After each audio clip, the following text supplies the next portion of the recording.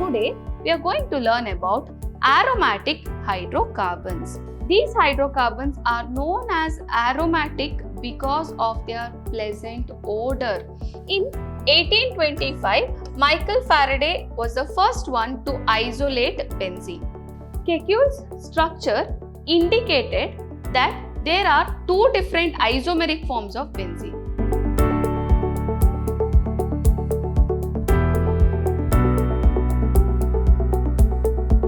Hello my dear students, welcome back to session 8 on the chapter hydrocarbons. Last class we studied about alkynes, isn't it? We learnt about the preparation and we learnt about the chemical properties of alkynes. Today we are going to learn about aromatic hydrocarbons. So first thing, what are aromatic hydrocarbons? These hydrocarbons are known as aromatic because of their pleasant odor. Okay, there was a nice aroma which is coming from these chemicals. That's why they are named as aromatic hydrocarbons. Okay, they are also called as arenes, and in Greek aroma means pleasant smelling. That's why aromatic hydrocarbons. Most of the compounds were found to have benzene ring. What is benzene ring? Details about that we learn from the next slide. Okay. Aromatic compounds are of two types. That is benzene ring, which contains benzene ring, they are called as benzenoids, and which do not contain benzene ring, they are called as non-benzenoids. Here you can see all benzene containing structures. Okay, that is benzenoids are the examples what you can see here. Next is about the structure of benzene. What is it? Structure of benzene. In 1825, Michael Faraday was the first one to isolate benzene. The molecular formula of benzene was found to be C6H6, which indicated that there is a high degree of unsaturation. Okay, because for 6 carbon atoms, there is only 6 hydrogen atom. That means obviously it should be an unsaturated compound. Every carbon atom can form 4 bonds, but you have only 1 carbon atom, 1 ratio, that is 1 hydrogen atom you have. That means there are a lot of double bonds. That is high degree of unsaturation is there. That we could observe. Also, it was found that benzene, when it is undergoing reduction reaction, it gives a cyclohexane. Okay, what it gave? Benzene, when it is reacted with hydrogen in the presence of nickel as a catalyst at 180 degrees Celsius, we get cyclohexane. Also, benzene, when treated with chlorine, excess of chlorine, we got benzene hexachloride. Okay. Now, why is this reaction happening? Here you can see in drastic condition, all the 6 hydrogen atom was replaced by chlorine, and here all the double bonds were removed. Okay, because it should have a double bond, it should be unsaturated. But also benzene did not decolorize potassium permanganate. That is alkaline solution of potassium permanganate. If it is decolorized, then that means the molecule has got unsaturation, that is double bond, isn't it? I told you all in chapter alkenes. But then benzene did not answer even this test. So that test if you take, it tells us there is no unsaturation, that there is no double bond. But if you see here, there is so many reactions which is happening which we cannot relate the reaction with the structure of benzene. Okay.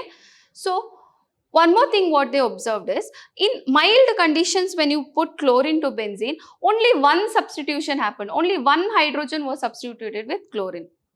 So, there is a lot of confusion with the structure of benzene.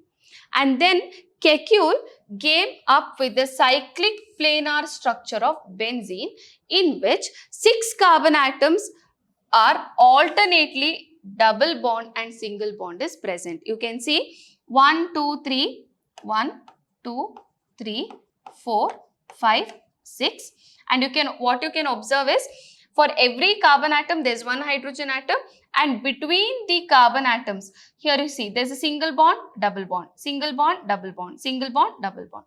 So this single bond and the double bond are alternating between these 6 carbon atoms.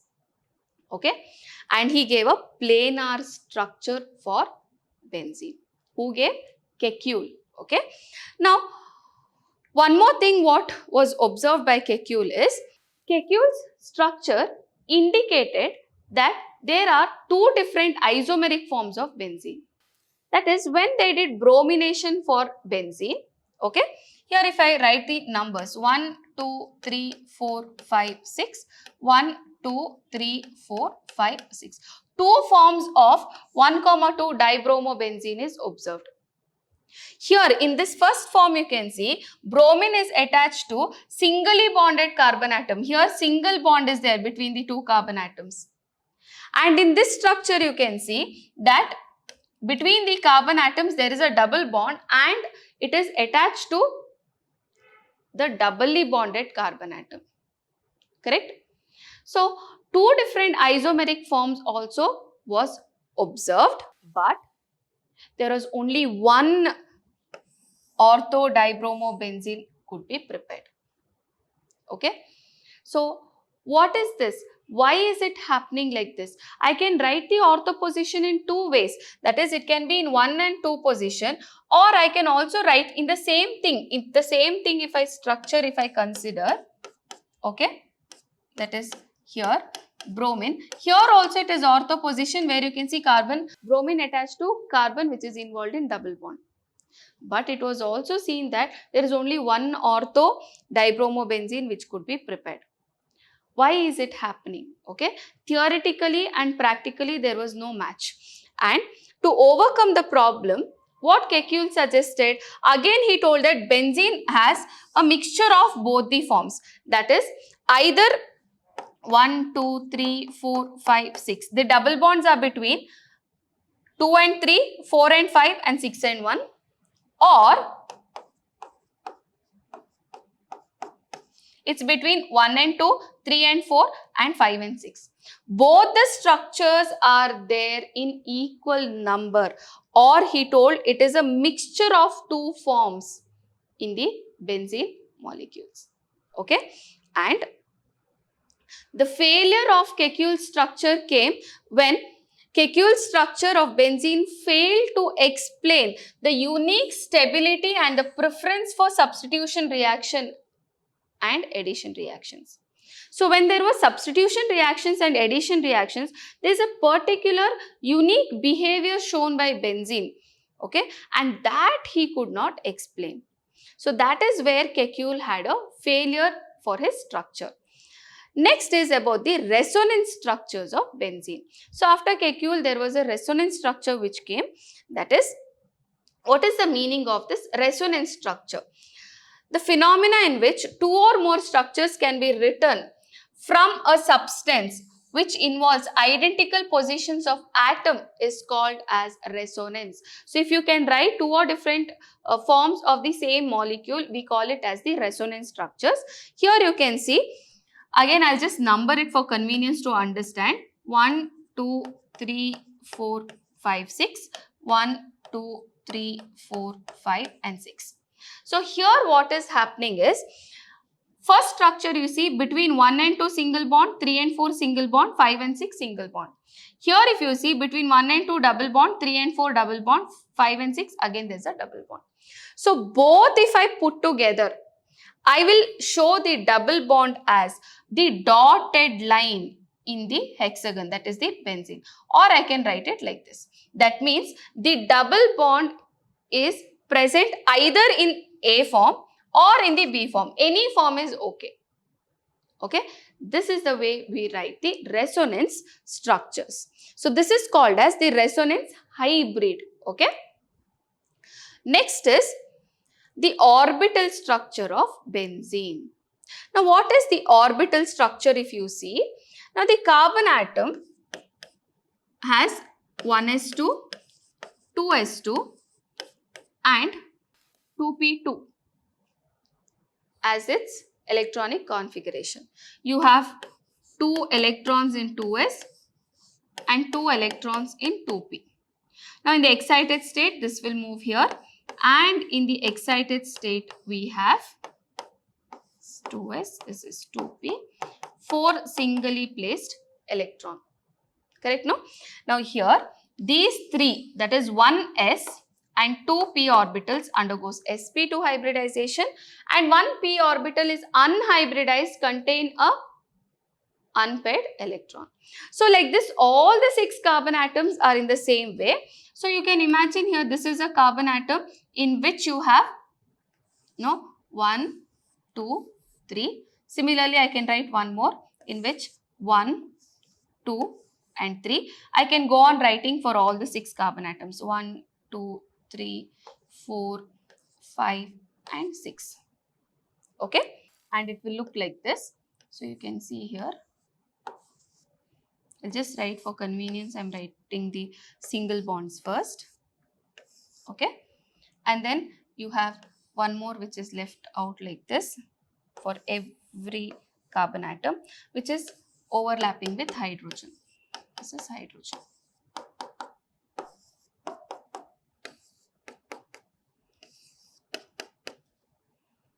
Correct? Now also, remember, every carbon atom has got the unhybridized p orbital. So 1, 2, 3, 4, 5 and 6. And this can overlap sideways. Either these two can overlap, these two can overlap, these two can overlap like this to form the double bond, or the other way around. So the pi electrons, what is there? This electron which is there in the p orbital, these are called as pi electron because they are forming the pi bond. This can get delocalized. Okay. So orbital structure, you can see all 6 carbon atom in the benzene are sp2 hybridized. The sp2 hybrid orbital overlap with each other and with the s orbital of 6 hydrogen atom to form carbon-carbon single bond and carbon-hydrogen sigma bond. So in this structure, you can see very clearly where you have carbon, okay, you have 6 carbon atoms like this, 1, 2, 3, 4, 5, 6, all are sp2 hybridized. You have hydrogen for every carbon atom here, okay, and the p orbital, either they can overlap like this between 2 and 3, 4 and 5 or 6 and 1, or between 1 and 2, 3 and 4 and 5 and 6. So you can get either this structure or this structure, or I can tell this is delocalized. You can see it is delocalized and there are 2 electron clouds. The pi electrons can move either in any of the carbon atom, they can get delocalized. Okay, that's why how do we write the resonance structure? Like this. That means the double bond can be alternatingly present in any of the carbon atoms. The X-ray diffraction method indicated that benzene is a planar molecule, so it is sp2 hybridized, that is for sure, and what Kekulé told was right, that it's a planar structure. Also, it also gave us the data that, see, if there is a carbon-carbon double bond, the length is 154 picometer, and carbon-carbon double bond is there, the length is 133 picometer. But in benzene, the carbon-carbon bond length is intermediate between the single and the double bond, that is 139 picometer. Okay, this is the recent X-ray diffraction data what we have got. Thus, the presence of pure double bond in benzene gives us the idea of reductance of the benzene to show addition reaction under normal condition. Because there is no pure double bond which is there, the addition reaction, there is a little, at normal conditions it will not happen. It will happen only in under drastic conditions. Okay, this explains the unusual behavior of benzene because there is no exact position where I can tell the double bond is present. They can get delocalized. Okay, next is about the aromaticity. Okay, it is a property of sp2 hybridized planar ring in which p orbitals allow cyclic delocalization of the pi electrons. So what is aromaticity? Aromaticity is the property in which the pi electrons which is there, it is getting delocalized in the ring structure. Okay, For that property, we call it as aromaticity. So, if there is a delocalization and a resonance structure of the pi electrons, in which type of structure? In a cyclic structure, only then it is called as the aromaticity. Okay. So, condition for aromaticity are: an aromatic compound should be cyclic and planar, first thing. Second, each atom in the aromatic ring has a p orbital, and these p orbital must be parallel so that continuous overlap is possible around the ring. I told you all, I showed you all how it is. It is parallel. All are parallel to one another, isn't it? All the 6 p orbitals were parallel to one another for all the 6 carbon atoms in benzene ring. So, only if they are parallel to one another, it is easy for overlapping in any way. Okay. The cyclic molecular orbital, that's the electron cloud, formed by overlap of p orbital must contain 4n plus 2 pi electrons. What is it? The p orbital, the number of electrons involved in formation of the pi bond should be equal to 4n plus 2. And n can be an integer 0, 1, 2, 3, etc. And this is known as Hucule rule. It is very important. Okay.